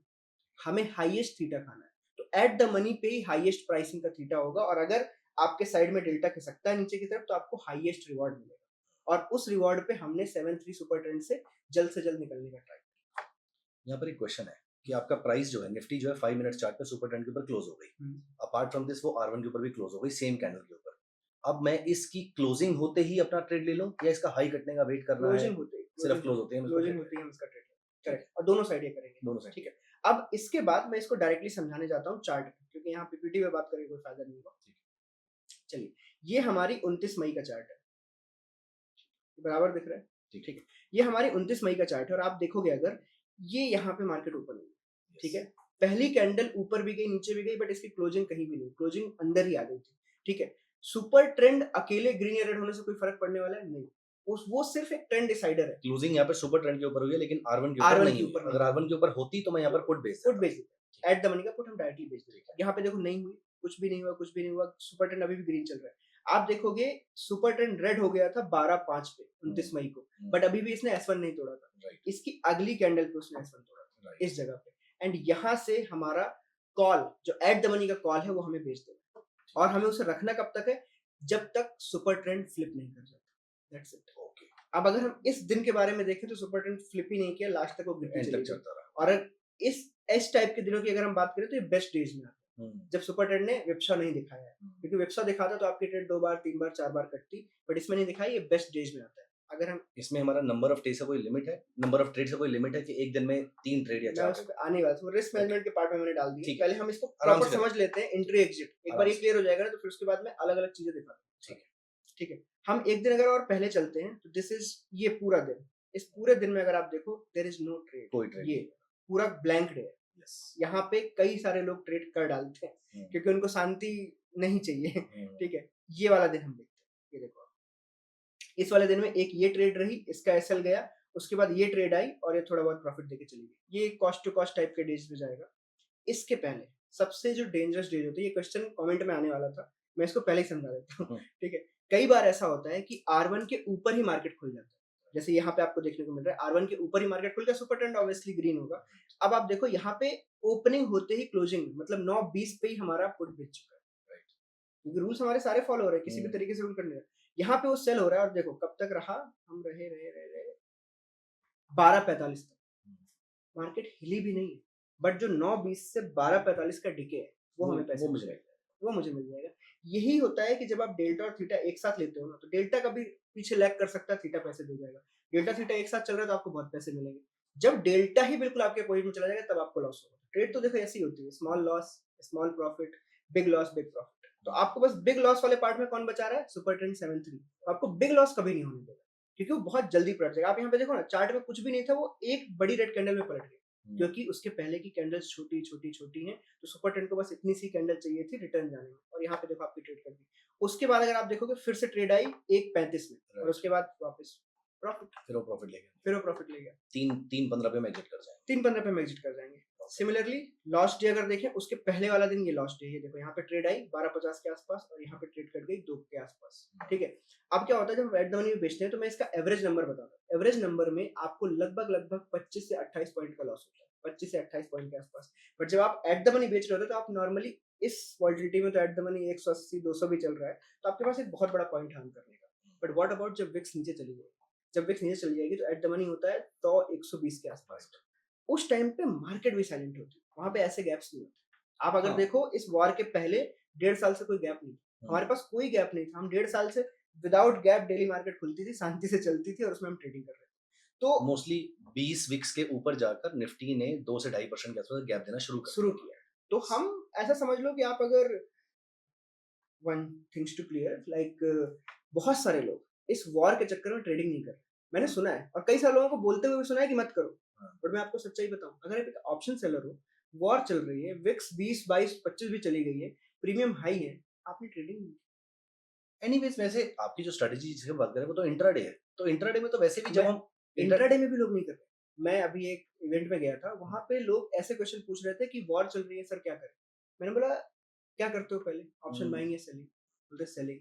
तो मैंने पूछा अभी रोक दिए? हाँ रोक दिए, मैंने इधर उधर सुना था नहीं करनी चाहिए।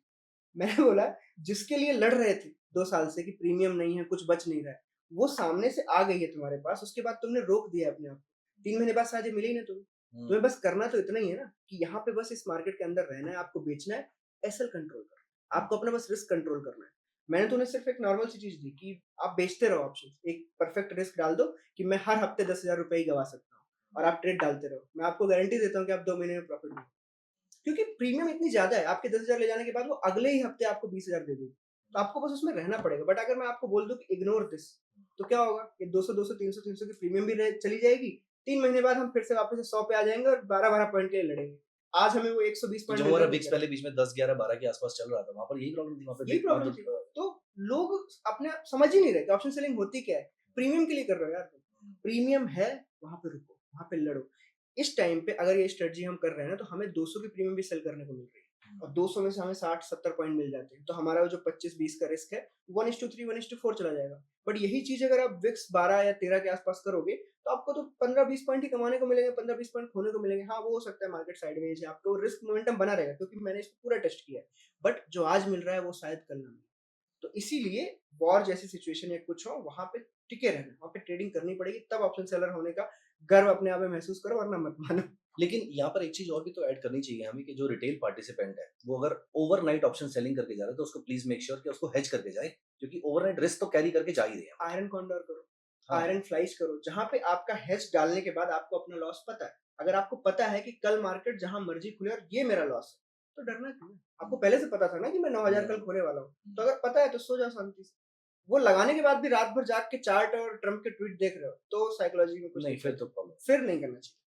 यार इसमें एक दिन में हमें कितने ट्रेड्स गलत जा सकते हैं, क्योंकि अभी तक जो मैंने जितने चार्ट्स आपने दिखाए हैं उसमें मुझे लग रहा है कि एक या फिर मैक्सिमम 2 ट्रेड ऐसे होंगे जहां पर आपका एसएल जाएगा, इससे ऊपर तो जाने के चांसेस बहुत कम हो जाएंगे।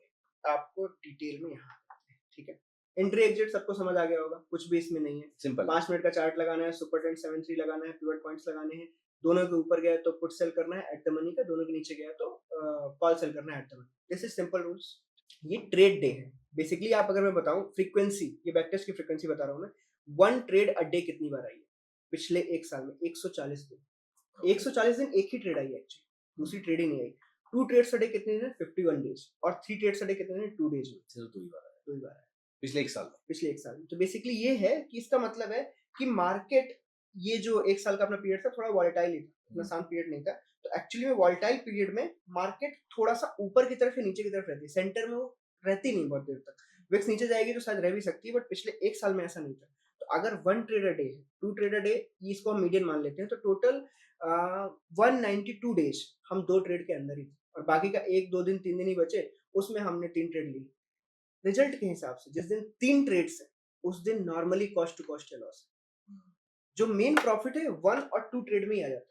दूसरी ट्रेड के बाद अगर तीसरी ट्रेड में आप घुस रहे हो ना, तो मोस्ट प्रोबेबली या तो आज अपना दिन बचाने वाले हो या तो आप लॉस कर रहे हो। ये पूरे का पूरा गेम इस पे टिका हुआ है। आगे अगर हम चले, ये रहा आपका रियल ट्रेड का 27 मार्च, ये बेस्ट डे है। और ये जो मैंने चार्ट लगाया this is a perfect chart actually, ये ओरिजिनल चार्ट है निफ्टी का। बिल्कुल मॉर्निंग में तो आपको एक ये ट्रेड, एक्सपायरी का दिन था, ये एक्सपायरी का दिन, क्योंकि जिस दिन थीटा का भी बेनिफिट स्ट्रांगली मिला होगा हाँ और एक्सपायरी का दिन, डेल्टा का भी मिला होगा। एक्सपायरी का दिन। अगर आप देखो पहली ही कैंडल पे एंट्री हो गई, तो जैसे ही कैंडल क्लोज हुई आपकी एंट्री हो गई और उसके बाद सुपर ट्रेंड कभी चेंज नहीं हुआ और बिल्कुल हमने 3:20 पे ट्रेड क्लोज करी। तो यहाँ पे थीटा और डेल्टा दोनों मेरे फेवर में दोनों चले हमारे गए। फेवर में थे और हमने यहाँ पे एक लॉट से 9,224 कमाए, ठीक है। अब 9,724। हाँ 9,724 हमने कमाए, टोटल 226 पॉइंट का मूव हुआ है 6 घंटे में निफ्टी के अंदर। ये हमारा बेस्ट ट्रेड है। बट अगर हम इसी में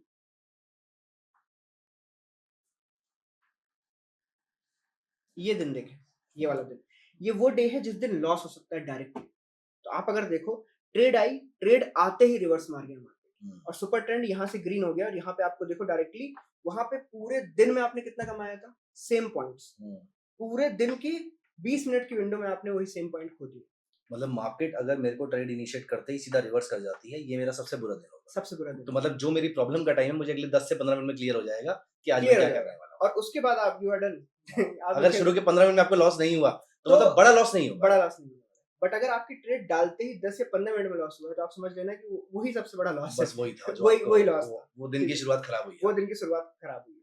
क्योंकि अगर देखो ये यहीं पे इतना बड़ा लॉस हो गया, आगे वो कवर कर लेता है, बट ये जो 3-4 कैंडल के बीच में होता है ना, ये सबसे स्पीड मूवमेंट होता है। यहाँ पे डेल्टा हावी हो चुका है, यहाँ पे थीटा का कोई काम नहीं बचा। यहाँ पे मेरा एक क्वेश्चन है, बाय चांस क्या आपने इस स्ट्रेटजी को 9:15 पे ही डिप्लॉय करने की जगह ये भी, क्योंकि ऐसी जो वॉलिडिटी है वो मोस्टली 9:15 से 9:45 के बीच में आती है, क्या आपने ये भी चेक किया कि अगर हम स्ट्रेटजी को 9:15 बजे डालें ही ना, 10 बजे के बाद से ट्रैक करना शुरू करें तो क्या रिजल्ट्स अच्छे हुए See, उससे? इसमें क्या होगा कि जो आपके एक्सपायरी डे के एक दिन पहले वाला पार्ट होगा उसमें हाईएस्ट इंडिकेटर हो चुका होगा। You are entering when theta is gone, delta overtake कर लेगा या गामा ओवरटेक कर लेगा डेल्टा के साथ। थीटा आपका जा चुका है। थीटा आप बिगिनिंग में कभी भी देखना उसका जो गिरने का वो है ना, वो बिगिनिंग के 20-30 मिनट में ही है, वो फटाक से 30-40% उसी टाइम पे गिर जाता है। तो अगर आपका उस दिन सही है, मार्केट आपके ट्रेंड में जा रहा है, तो आपको 40 पॉइंट चाहिए।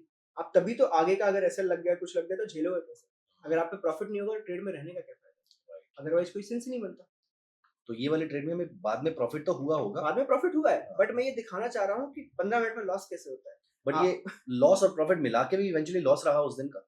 हाँ उस दिन का लॉस उस दिन रहा, का लॉस रहा। उस दिन का लॉस रहा। अब इसमें हम चलते हैं थोड़ा सा, ये मैंने यहाँ पे दो चीजें लगाई। यहाँ पे ये 77 के जो आपको देखने को मिल रहा है, ये निफ्टी का पीएनएल है पिछले एक साल का, जिसमें मैंने फीस हटा दी, एसटीटी जीएसटी सब कुछ हटाने के बाद लगभग मैंने 69 रुपीज राउंड ट्रिप के हटा दिए हैं निफ्टी में। और यही आपको 70 रुपए के आसपास लगते हैं सब कुछ जोड़ जाड़ के, अगर आप 65 उससे करो। अदरवाइज यहाँ पे 93 देखने को मिलता है। इसको करने के लिए पैसे कितने लगते हैं? इसको करने के लिए एक्चुअल में पैसे आपको लगते हैं 1.5 के आसपास, ठीक है। फिर भी मैंने कंसिडर किया 2.5 लाख। अच्छा, मैं सब कुछ देखो क्या होता है ना कि आपको सब कुछ कंसिडरेबल अमाउंट में चाहिए। अगर आपको एक लॉट से निफ्टी चलाना है इसको तो आपको 2.5 लाख रुपए रखने चाहिए। चल तो ये 1.40 के आसपास में जाएगी, 1.40 1.30। और अगर थर्सडे के आसपास कर रहे हो निफ्टी में, आपको एक्सपायरी डे के लिए आपको बचाने हैं थोड़ा सा मार्जिन, एक्सपायरी डे पे मार्जिन आपका बढ़ जाएगा। तो मैंने सब कुछ कंसिडर करके 2.5 लाख बोल रहा हूँ। तो अगर आपको किसी को ये चलानी है तो आपको 2.5 लाख रुपए रखने चाहिए। ये सेफ ग्राउंड है, क्योंकि अगर मैं इसका ड्रॉडाउन की बात करूँ तो इसका drawdown is basically nearly about 12% के आसपास, ठीक है। हाँ मतलब अगर स्टार्टिंग में ही ड्रॉडाउन आ जाए तो कुछ पैसा हमारे पास होना चाहिए रिस्क मैनेजमेंट की। तो अगर आप यहाँ पे देखोगे तो ये निफ्टी का इक्विटी कर्व है इस पिछले एक साल का, जितना मैंने इसमें टेस्टिंग किया। अगर आप यहाँ ध्यान से देखो तो यहाँ पे एक पीरियड आता है लगभग 2.5-3 महीने, जहाँ पे हम ड्रॉडाउन में है, ठीक है। बट वो ड्रॉडाउन बहुत बड़ा क्यों नहीं जा पा रहा? क्योंकि हमने वहां पे सुपर ट्रेंड की वजह से जल्दी एग्जिट ले रहे हैं, तो कभी बड़ा नहीं बन पाता। और आप देखोगे इसका रिवर्सल कितना फास्ट है, विद इन 10 डेज हम उस जगह पे पहुंच जाते हैं जो हमारा पुराना पीक था। आप रिसेंट में देखो इस जगह पे भी नीचे को आया, फटाक से उस पीक में वापस लौट गया। कभी भी हमारा इस टाइप का कर्व नहीं है ड्रॉडाउन का। आपका ड्रॉडाउन का कर्व ऐसा ऐसा ऐसा ऐसा होना चाहिए। ये तभी हो सकता है जब आपका जो विनिंग है वो अमाउंट भी बराबर का हो, और जो आप लूज कर रहे हो वो अमाउंट भी आपके विनिंग से बड़ा कभी नहीं होना चाहिए। गलती से अगर ऐसा हो गया ना कि आपका विनिंग अमाउंट 20,000 है और लूजिंग अमाउंट जब बहुत गलत दिन है आपका 40,000 है, तो ऐसा कर नहीं बनेगा। उसके बाद आप एक बहुत डीप एरिया में चले जाते हो जहां से रिवर्स करने में आपके 3 महीने चले जाएंगे। बट इसके अंदर ऐसा नहीं है, ये धीरे धीरे धीरे नीचे को आता है, डायरेक्ट ऊपर को स्लाइड कर जाता है। आपको 2 या 3 या 4 ट्रेड ही लगती है जिसमें आप रिवर्स कर जाते हो। ये इसी वजह से है क्योंकि आप बहुत बड़ा टेल रिस्क नहीं छोड़ रहे हो। आपकी ट्रेड जल्दी कट रही है, बुरी भी है तो जल्दी कट रही है, अगर अच्छी भी तेजी से गई है तो जल्दी कट रही है। तो आप हमेशा अपनी ट्रेड को क्लोज करके निकल रहे हो। आपका एक क्वेश्चन था कि इसमें हमें ट्रेड कितनी लेनी है, इसमें फिक्स ट्रेड है 3, सिर्फ 3 ट्रेड लेनी, 3 बार में कुछ नहीं हो तो 5 बार में भी नहीं होगा। अगर ट्रेंड नहीं पकड़ा है 3 बार में तो 5 बार में नहीं, हम इसे फिक्स करने वाले हैं कि हम 3 ट्रेड लेंगे, trade 1, trade 2, trade 3 and we are done for the day. अगर इन तीनों में कॉस्ट टू कॉस्ट है तब भी ठीक है, प्रॉफिट है तब भी ठीक है, लॉस है तब भी ठीक है। मार्केट से फाइट नहीं करना, मार्केट से हमें फाइट नहीं करना है। तो ये निफ्टी का चार्ट और 3 से ऊपर मिल भी नहीं रही है, पिछले 1 साल में तो तीन से मिल मिल भी नहीं रही, ठीक है। अगर हम सेंसेक्स की बात करें तो ये सेंसेक्स का है, अगर आप देखो ध्यान से, मैक्स डीडी हमारा सेंसेक्स में 21,000 है और जो प्रॉफिट है 72,000। यहाँ पे जो भी 72 या जो भी मैं दिखा रहा हूँ ये फीस जीएसटी एवरीथिंग कटने के बाद, क्योंकि मैं अगर इसको ऐसे दिखाता तो यहाँ पे आपको 1.10 देखने को मिलता और फिर मैं बोल पाता 2.5 लाख में 1.10, वाह कितना रिटर्न। सेलिंग में इतना रिटर्न नहीं होता, कॉस्ट वॉस्ट काट के हम यहाँ पे पहुंचे। ये रिटर्न कहलाया कितना एक्चुअली में, अगर हम सब कुछ काट रहे हैं सब कुछ करने के बाद, ये नियरली 36%, और ये बहुत बड़ा होता है, ये बहुत बड़ा होता है, बहुत बड़ा है, ये बहुत बड़ा अमाउंट है। ये सब कुछ काट कूट करने के बाद है। मैंने स्लिपेज के लिए भी 0.5% हटा दिया इसमें, क्योंकि मुझे पता है वो सब होने वाला है। जब हम नए टाइप से ट्रेड करते हैं या फिर इस सिस्टम को मैं सेटअप करके एल्गो में भी ट्रेड करूं, एक स्लिपेज पॉइंट रह ही जाता है, और सेंसेक्स में ज्यादा रहता है। निफ्टी में तो फिर भी हमारे पास ना बहुत ज्यादा लिक्विडिटी है, तो स्लिपेज पॉइंट को अगर आप इग्नोर भी करो तो भी चलेगा, और सेंसेक्स का नंबर भी बड़ा रहता है तो वो नंबर भी बायर्स गैप बड़ा आ जाता है। पर आप एक चीज इग्नोर नहीं कर सकते कि आपका एसटीटी बढ़ चुका है, जीएसटी, ये सब जो चार्जेस हैं, जो चार्जेस ना पहले 50 रुपए थे वो आपको 80 के आसपास देने पड़ते हैं, जो पहले 40 थे तो वो 70 पहुंच गए, तो बेसिकली अब हम 70 के आसपास पहुंच चुके हैं, और वो हमारी हर राउंड ट्रिप में लग रहा है। तो वो चीज हमारा कितना परसेंट ले गई, ये एक्चुअली में 1.10 था, तो बोलने को हो जाता कि 50% बन रहे हैं, बट एक्चुअली ये सब काट दोगे तो आपको 35-36 बचे, और ये दोनों के लिए ऑलमोस्ट सिमिलर है। मैंने ये चीज नोटिस करी कि निफ्टी और उसके लिए दोनों के लिए सिमिलर है। 35-36% return over a year as an option seller, that too intraday, जब आप ओवरनाइट रिस्क कैरी नहीं कर रहे, बहुत ज्यादा मुझे नहीं लगता कि 99% ट्रेडर्स दुनिया के अंदर, मैं इंडिया की तो बात ही नहीं कर रहा, कमा रहे हो, नहीं, मुझे नहीं लगता ऐसा। नहीं बन सकता, ये बना ही नहीं पाते लोग। बट ये स्ट्रेटजी मैंने इस तरीके से डिजाइन करी थी कि एक 3 लाख 4 लाख 5 लाख वाला बंदा इसको कैसे करेगा। जब मैंने इसको बिगिनिंग में जैसे अपने लिए जो डिजाइन किया है मैंने, वो ऐसे डिजाइन किया है कि मैं एक एक लॉट का सेट 5 लाख में सेंसेक्स और निफ्टी पे चलाऊंगा।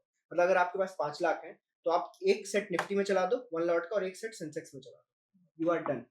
आपको बस उसको मॉनिटर करते रहो, सब सही चल रहा है कि नहीं। आप मंथली बेसिस मॉनिटर करो, वीकली बेसिस मॉनिटर कर लो कि क्या चल रहा है, और क्या सब कुछ जो बैक टेस्ट है उसके बेसिस पे चल रहा है, उसके अराउंड चल रहा है नहीं, उसके अराउंड, क्योंकि बैक टेस्ट से आप छोटा मोटा 2-3% ऊपर नीचे होने चाहिए बस। अगर आप बैक टेस्ट से 20% इधर उधर तो चल रहे बैक टेस्ट ओवरफिटिंग था, ओवरफिटिंग था। तो इसमें जब मैंने ये बनाया, देखो मैं डेटा साइंटिस्ट हूँ, तो मैं जब कोई भी स्ट्रेटजी बना रहा हूँ या कर रहा हूँ ना, मैंने मुझे लग रहा है ऐसे 400 बनाई है टेस्टिंग करते करते, यस यस, ठीक है। मैं सबसे बनने के बाद जब बहुत अच्छा कुछ दिखने लगता है ना, सबसे पहले उसमें ये डालता हूँ कर्व फिटिंग चेक करो। कर्व फिटिंग इसमें कैसे चेक होगी बताओ? इसमें कर्व फिटिंग चेक होगी R1 S1 से तो आप कर ही नहीं सकते, क्योंकि वो तो फिक्स है और कल के लिए फिक्स हो चुके हैं जो बने नहीं। इसमें कर्व फिटिंग चेक होती है सुपर ट्रेंड से। आप इसमें ना सुपर ट्रेंड के नंबर सारे 10 के 10, 20 के 20 सब डाल के देख लो, और जो टाइम ड्यूरेशन है ना उसको इस साल की जगह पिछले साल ले जाओ, उसके 1 साल पहले ले जाओ, या फिर आप समझो छोटे टाइम फ्रेम में कर लो, फिर बड़े टाइम फ्रेम में कर लो, 5 मिनट को 15 मिनट कर लो, सैंपल डेटा बार बार चेंज करते रहो, बार बार चेंज करते रहो। अगर ये उन 100 बार के टेस्ट में 90 बार सही आ रहा है तो कर्व फिटेड। बट अगर कभी ऐसा हो रहा है कि आपने जरा सा सिर्फ 7-3 पे ही अच्छा आ रहा है और 7-2 और 7-2 8-3 पे खराब आ रहा है, समझ है ना, इससे कर्व फिटेड कुछ नहीं हो सकता। हाँ। तो कर्व फिटिंग टेस्ट करने का सीन ऐसा होता है कि आप सब कुछ टेस्ट करो, और आजकल सब कुछ अवेलेबल है, बिना मेरे बोले आपको पता है आपको कहाँ से टेस्ट करना है। दुनिया की सारी इन्फॉर्मेशन अवेलेबल है, डेटा अवेलेबल है, इतने सारे AI प्रोडक्ट्स लेकिन हैं। मैं फिर भी आपको बताऊं, बहुत ज्यादा लोग इस चीज के लिए मेहनत करने में ज्यादा बिलीव नहीं करते, तो इसलिए और अभी ये मुझे लगता है कि करनी चाहिए हर किसी को। करनी चाहिए। आप यार पैसे लगाने वाला, आप मेहनत का पैसा है, ऐसे हवा में मतलब किसी ने कुछ बोला और आपने कर दिया। मैं यहाँ पे ये सब करके लाया हूँ, हम सामने से बता रहा हूँ, बट मैं बोल रहा हूँ आप भी करो। स्टडी तो मैंने पूरी बता दी ना। हमने टॉपिक का डिस्कशन ऐसे किया था कि आप स्ट्रेटजी को इमीडिएटली कल से यूज करना मत कल से करो, यूज करो, आपने भी सेम बात बोली कि 5 दिन तक इसको यूज करो, आप देखो फॉरवर्ड टेस्ट कैसा है। सो यहाँ पे मेरा एक क्वेश्चन है, निफ्टी और सेंसेक्स समझ में आता है, why not bank Nifty? Monthly हमारे पास वीकली वो टच ही नहीं बचा ना, मैं मंथली में थीटा डी कैसे लूंगा, फिर तो डेल्टा डेल्टा बचा। अच्छा, तो जिस भी प्रोडक्ट के अंदर हमारा, तो हम थीटा डी, अच्छा बैंक निफ्टी हम लास्ट वीक में मिला, मैं आपको एक चीज बताऊं, ये नंबर्स आप देखो, मैंने यहाँ पे इसको इस तरीके से बनाया कि आज मोमेंटम ड्रिवन में आपको प्रॉफिट हो रहा है 77K का। मैंने फुल रिसर्च की है, हमारे पास अब आजकल इतना रिसर्च सिस्टम है।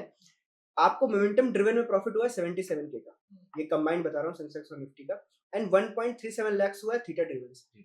इसका मीनिंग ये है कि जब आप सिर्फ इतना सही थे कि मार्केट यहाँ से 30 पॉइंट भी ऊपर चला गया और फिर उसके बाद साइडवेज हो गया, जैसे मैंने आपको पहले एग्जांपल दिखाया था, आप उसमें हाईएस्ट कमाया 1.37, और आपने जस्ट डेल्टा डेल्टा से मूवमेंट आपके रिटर्न्स में ज्यादा पोर्शन जो है वो थीटा की वजह से आया कंपेयर टू डेल्टा की वजह से। अगर तो बैंक निफ्टी लास्ट वीक में क्यों ना करें? लास्ट वीक में कर सकते हैं, बट इतना दिमाग क्यों लगाना है? ठीक है, आप पैसे एक इंस्ट्रूमेंट से कमा रहे हो, तो मैं वैसे भी वो बाकी पूरा 3 हफ्ते वो पैसा खाली पड़ा रहेगा फिर खाली हमारा। पड़ा रहेगा। तो आप इतना, मैं रिटेलर को यही बोलता हूँ, आप अभी के लिए तो या तो निफ्टी चुन लो या तो सेंसेक्स चुन लो, किसी एक में ही करो, मैं तो कहता हूँ। आप इतना सब मत दिमाग, अगर इतना होता तो आपके 50 लाख होते ना। अब आपके पास 20 लाख हैं, तो मुझे बताओ, तो मैं आपको बताता हूँ कैसे-कैसे बाँटना है। बट अगर आपके पास रिटेल लेवल पे 3 लाख 4 लाख ही हैं, तो एक ही इंस्ट्रूमेंट काफ़ी है। 5 लाख है तो 2 कर लो, ये एक-एक लॉट से कर लो। नहीं, वो 20 लाख के लिए हम आपका जो एक कोर्स रिकॉर्ड करेंगे उसके अंदर उस चीज़ के बारे हाँ, में अगर डिस्कशन आपके करेंगे। पास 20 लाख 50 लाख है, फिर आप कैसे नॉन कोरिलेटेड स्ट्रेटजीज अलग-अलग चलाओगे, तब सोचने की बात है। अभी ये मैं उनके लिए बता रहा हूँ जिनको बस सिंपलेस्ट रखना है, इतने ही पैसे हैं भाई साहब और मुझे यही-यही करना है। ये उनके लिए, और जिनको बहुत ज़्यादा टेक्निकल नॉलेज भी नहीं है, उनके लिए। इसलिए मैंने इतना सिंपल सिस्टम रखा है। अदरवाइज़ मैं इसमें अगर ये पढ़ाने लगता है कि आप डेल्टा मैप करना शुरू करो, डायनामिक देखो, ये सब देखो, तो पता नहीं ये कोई देखता भी नहीं। Sir, what is IV crush और क्या हमारा इसमें कोई यूज़ होगा इसका? क्योंकि कभी-कभी ऐसा होता है कि आईवी बहुत ज़्यादा बढ़ जाता है।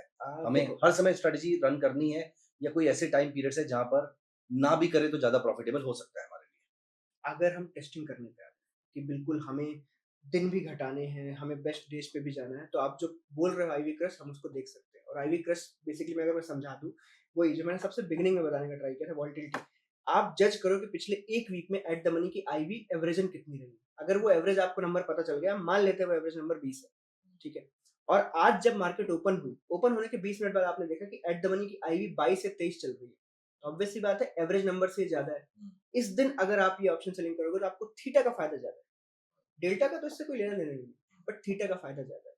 पर ये चीज को ना आपको तब इंक्लूड करना चाहिए जब आप फुल टाइम वीकली और मंथली ऑप्शन सेलिंग या 6 मंथ्स ऑप्शन सेलिंग करना स्टार्ट कर चुके हो और आपका बैलेंस बहुत बड़ा है। आप अगर अभी इसके अंदर दिन चुनना स्टार्ट कर दोगे, तो हो सकता है बेस्ट डे भी किस दिन छूट जाए, उस दिन आईवी का कोई लेना देना ही ना हो, आपका ट्रेंड ही फॉलो हो रहा हो। तो वो जो ट्रेंड के बेसिस पे जो 77,000 मिले हैं, नहीं मिले, आप इग्नोर हो गए ना वो दिन। तो मैं रिटेल लेवल पे इसीलिए बोल रहा हूँ, मेरे पास पढ़ाने का तो मुझे लग रहा है मैंने यूट्यूब पे 540 वीडियोस बनाए। मैं पढ़ाने पे आ जाऊँ तो शायद हम कल सुबह तक बात करते रहेंगे। बट ये उनके लिए है जो इन सारी चीज़ों को इन्वॉल्व नहीं करना चाहते। वरना वॉल्यूम इन्वॉल्व कर सकते हो, वोलेटिलिटी इन्वॉल्व कर सकते हो, डेटा का मूवमेंट डायनामिक कर सकते हो आप। इवन वोलेटिलिटी डायनामिक कर सकते हो। आपका ऑर्डर भी तब लगे जब स्पाइक आया हो दिन में। बहुत सारी चीज़ें इन्वॉल्व करने के लिए, बट ये उनके लिए है जो बहुत ही सिंपल है, वेरी सिंपल। तो अगर मैं इस वीडियो का थंबनेल बनाता, तो थंबनेल बिगिनर लेवल पे होता। एक बिगिनर आके इसको देखे, चलाए, मैं तो कहता हूँ साल भर चला के देखे। साल भर चला के उसको समझ आ जाएगा कि हाँ, ऑप्शन सेलिंग में टिकना है ऐसे। टिकने के बाद आपको जो भी सीखना हो ना, तो जब हम अगली बार बैठेंगे तो मैं उसमें उन डिटेल्स पे जाऊँगा जो 5 साल से ट्रेडिंग कर रहे हैं, उनको क्या करना चाहिए। वहाँ पे भी अभी लड़खड़ा रहे हैं लोग, कई सारे हैं। कई लोगों के पास पैसा है, उन्हें ये नहीं पता क्या करना है। तो बहुत आप, बहुत है। तो आपको उसे कैसे डिवाइड करना है वो बात की बात है। अभी 3 लाख से पहले 5 तो बनाओ, फिर हम बात देखेंगे क्या करना है। सर, पिछले 1-2 साल के अंदर हमारा जो विक्स था वो बहुत कम था। हुँ। अभी विक्स थोड़ा-सा बढ़ गया है। विक्स अंडर वैल्यूड है, ओवर वैल्यूड है, ये कैसे पता लगता है? फॉरगेट अबाउट दिस स्ट्रैटेजी, हमें ठीक स्ट्रैटेजी है, के लिए नहीं चाहिए, ठीक बट है। In general. देखो, मैंने एक नंबर निकाला था 9 से 23। This is the range where 90% of VIX moves, 90%। और ये ओवर जब से हमारे पास अवेलेबिलिटी है डेटा, 9 से 23 के अंदर में आप बस इसको 3 पार्ट में डिवाइड कर लो। 9 से 12 को आप यही समझो कि कुछ भी नहीं चल रहा, वॉलेटिलिटी तो है ही नहीं, कल ये सोचना ही नहीं कि कल क्या होगा। मार्केट वहीं पे खुलने वाली जहाँ थी, 9 से 12 में अगर हम हैं, ज़्यादा से ज़्यादा 5-10 पॉइंट ऊपर नीचे होगा, बट वहीं खुलेगी अगर 9 से 12 में। ये जो एरिया है, ये एरिया बिल्कुल से डिपेंडेंट होना चाहिए, बहुत हैवी ऑप्शन सेलिंग नहीं करनी चाहिए, क्योंकि प्रीमियम आपकी बहुत छोटी है, आपके पास कुछ नहीं बचने वाला है, डेल्टा जरा सा मूव करेगा आपको इफेक्ट दिख जाएगा। इसी एरिया में आपको कैलेंडर स्प्रेड टाइप चीजें लेनी चाहिए, जहाँ पे आप आगे की एक्सपायरी बाई कर रहे हो, जिससे आपको जो डेटा की और टाइम, थीटा की सेंसिटिविटी कम करनी, डेल्टा की बढ़ानी है, तो आप कैलेंडर्स बाई करो। अगर आप 12 से 18 वाले एरिया में, तो सच बता रहा हूँ, सिर्फ ऑप्शन सेलिंग करनी चाहिए। ये आंख, बेस्ट पीरियड होता है ऑप्शन बेस्ट सेलिंग पीरियड, के लिए। आंख बंद करो और ऑप्शन सेलिंग करो, बस आपको हेज डाल के अपना रिस्क पता होना चाहिए डेली बेस पे। और इंटरडे पे कर रहे हो तो ये वो वाला पार्ट भी नहीं। अगर आप वीकली कर रहे हो और मंथली कर रहे हो तो आपका वो हेज वाला पार्ट इन्वॉल्व करता है, बट इंटरडे में आप बस करते रहो, यू विल बी प्रॉफिटेबल।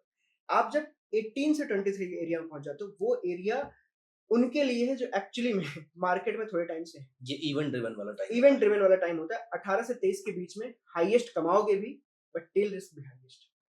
मैं आपको एक कंपैरिजन बताता हूँ कि 18 से 23 के एरिया में स्ट्रैंगल और आयरन कॉन्डोर को अगर कंपेयर कर दिया जाए, हाईएस्ट कमा के दिया है स्ट्रैंगल ने, ठीक है, बट स्ट्रैंगल का ड्रॉडाउन सबसे ज्यादा था, तो वो झेलने की ताकत जिसमें है, जाके स्ट्रैंगल कर लो।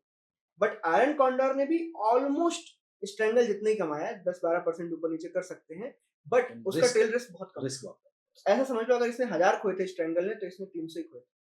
ऐसे 18 से 23 के बीच में ट्रेडिंग करनी है, बट आपको चुनना है कि आपको नेकेड स्ट्रैंगल्स करने हैं या आयरन कॉन्डर करना है। और ये तभी हो पाएगा जब आप 3-4 साल ये कर चुके होगे ना, तो आपको टेल रिस्क समझना होगा। स्ट्रैंगल मैं आपको सच बता रहा हूँ, आज तक कुछ लोग हैं जो 10-10 सालों से सिर्फ स्ट्रैंगल कर रहे हैं।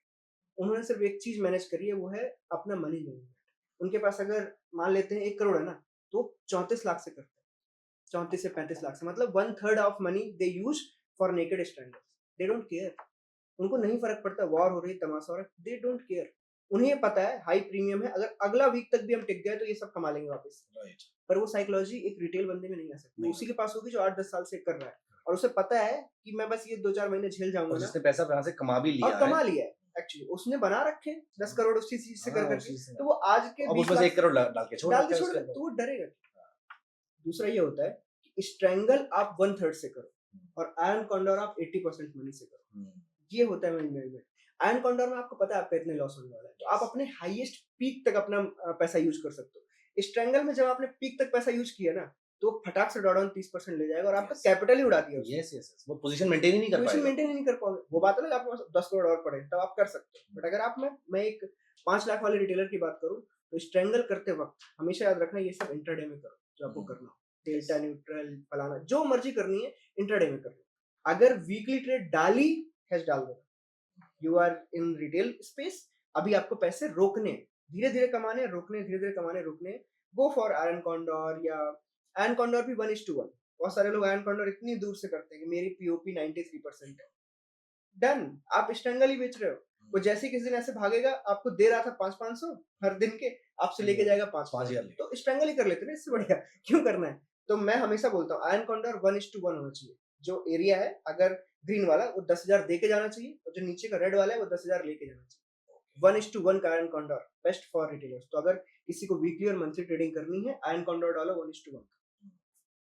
सर यही रिस्क मैनेजमेंट की बातें थी जो आप स्टार्टिंग में बता रहे थे कि करेंगे, इसके अंदर कुछ और भी हमें ऐड करना है करंट स्ट्रेटजी के पॉइंट ऑफ व्यू से। करंट स्ट्रेटजी के पॉइंट ऑफ व्यू से अगर मैं अगर बोलना चाहूँ, तो आप देखो इसके अंदर कैपिटल बेसिस, पहले हम मनी मैनेजमेंट पे बात करते हैं, कैपिटल बेसिस पे 1.2 में ये चल जाएगी। बिल्कुल कट टू कट बता रहा हूँ। 1.4 रख के मत चला देना, 1.6 रख के मत चला देना, आप 2.5 ही रखें। और जो मैंने ये बताया आपको कि 36% दे रही है, मैंने 2.5 के हिसाब से बताया। मैंने 1.5 के मार्जिन लेवल पे नहीं बताया। मार्जिन लेवल पे तो ये तो यार 50-60 बहुत अच्छा हो जाएगा। बहुत अच्छा हो जाएगा, बट मुझे बताना नहीं ना, बोलना नहीं ना फालतू के नंबर। आप 2.5 के हिसाब से ही करो, और 2.5 के बेसिस पे अपने परसेंटेज कैलकुलेट करना। क्योंकि जब आप आगे बढ़ोगे तो अगला क्वेश्चन लोगों का आने वाला है कि इसमें लॉट कब बढ़ाएं। मुझे पता है ये सारे क्वेश्चन बेसिक है। लॉट कब बढ़ाएं? आपको लॉट बढ़ाना है जब 1 लॉट का पैसा आ जाए। जब मार्केट से 1 लॉट का पैसा कमा लिया तो 1 सिंपल। लॉट बढ़ा देना। 1 लॉट नॉर्मली अगर हम सिंगल एक साइड का क्रेडिट स्प्रेड करते हो तो आपको लगभग 70,000 लगते हैं। तो जब 2.5 लाख प्लस 70,000 आ जाए तो 1 लॉट बढ़ा देना, चल जाएगा। क्योंकि चलने के लिए तो 1 लाख ही लगने थे ना। आप उसको पैसे उतने कमाने दो। आप अपने जब प्रॉफिट से करोगे तो आपकी साइकोलॉजी अपने आप डाउन चली जाएगी। आपको सिंपल बहुत ही ईज़ फील होने लगेगा ट्रेडिंग करने में, और आप शांत हो जाओ। ये बहुत सिंपल दिख रही है, इसमें कुछ कर लें क्या सर हम? अगर उस दिन ये होता तो ये कर लेते। नहीं करना। मैं आपको सच बता रहा हूँ, मैं अपने टेलीग्राम पे, जो मेरा टेलीग्राम है, उसमें 1 साल से एक ट्रेडिंग स्ट्रेटजी कर रहा हूँ। लगातार वो उसको डेली ट्रेड करता हूँ। वीकली ट्रेडिंग है, मैं डेली उसको डालता हूँ। उसने बिगिनिंग के 4 महीने में लगभग मुझे कुछ 17% या 18% का प्रॉफिट दे दिया था। फिर ये वॉर हो गई। वॉर के टाइम पे वो 17-18% मेरा गया और 10% ड्रॉडाउन में भी गया। मैं तब भी उसको चलाता रहा। मैं उस पीरियड में ये कर सकता था कि अरे यार टेलीग्राम में 1 लाख लोग देख रहे हैं, कुछ ट्वीट कर देता हूँ, ज़रा-सा प्रॉफिट आ जाए, वरना लोग क्या सोचेंगे। नहीं की मैंने। क्योंकि मैं अगर उसको कर्व फिटिंग ही कहते हैं इसको, अगर मैं उस इवेंट बेसिस पे उसको फिट कर दूँगा तो इवेंट कल नहीं होगा। तब क्या करेंगे? और जिस पीरियड में हमने टेस्टिंग करी थी इवेंट तब भी नहीं था। इवेंट तब भी, तो मैं क्यों सोचूं मार्केट में क्या चल रहा है? That's not my problem. वो चलता ही रहेगा, कभी ना कभी कुछ ना कुछ होता ही रहेगा। आपको इसमें ट्वीक नहीं करना। अगर आप ट्वीक करोगे तो आपका बेस खराब हो जाएगा और फिर आप बस अभी आप रिजल्ट्स रेप्लिकेट नहीं होंगे फिर उसके। नहीं होंगे। क्योंकि आपने जो भी चेंज किया है वो आपने वेक्टर्स नहीं किया उसमें। नहीं किया। आप अभी हमें सुन रहे हो, थोड़ी देर में आपको लगेगा यार 5 दिन से इसके वाले में पैसा नहीं कमाया, एक काम करते हैं दूसरे का सुन के आप दूसरा चला लेते हैं। ये जो रैंडमनेस होती है ट्रेडिंग की, सबसे बड़ी प्रॉब्लम ही वही है। Monkey mindset. हाँ, आप उसको रैंडमनेस में मत लेके जाओ। आप बोलो कि नहीं यार, सर ने तो 7-3 बोला है, काम करते हैं 10-3 भी ट्राई करें। ये ट्राई ही करते रह जाओगे, और सच बता रहा हूँ सालों निकल जाएंगे, पैसा भी जीरो हो जाएगा, you will not get anything. तो थोड़ा सा ट्राई करने के बाद करो ना। जब आपको 6 महीने में इससे पैसे ना बने, तब जाके हमें थोड़ा-सा ये देखना पड़ता है कि नहीं यार कुछ तो गड़बड़ है, आप करते हैं। बट आप 5 दिन में कैसे डिसाइड कर सकते हो? तो थोड़ा-सा उसको टाइम दो, फॉरवर्ड टेस्ट करो, चलाओ और अगर पैसे बन रहे हो ना, तो कहीं दिमाग मत लगाओ। फिर मत चेंज करो, फिर चेंज मत करो। जीती हुई टीम को डिस्टर्ब वरना वही वरना लोग ना 20-30 हज़ार कमाने के बाद ही सोचते हैं अब तो कहीं से पैसे का जुगाड़ करता हूँ और कुछ और सोचता हूँ इसको बड़े भाई पहले कर तो ले यार, थोड़ा प्रैक्टिस कर। मार्केट में सच बता रहा हूँ 3 साल से अगर मार्केट में नहीं बिताया तो आप ट्रेडर मत कहना गलती से भी। 1 साल बिता के अगर सोच रहे हो कि एक इंस्टाग्राम खोलते हो और ट्रेडर बोल रहे हो, नहीं।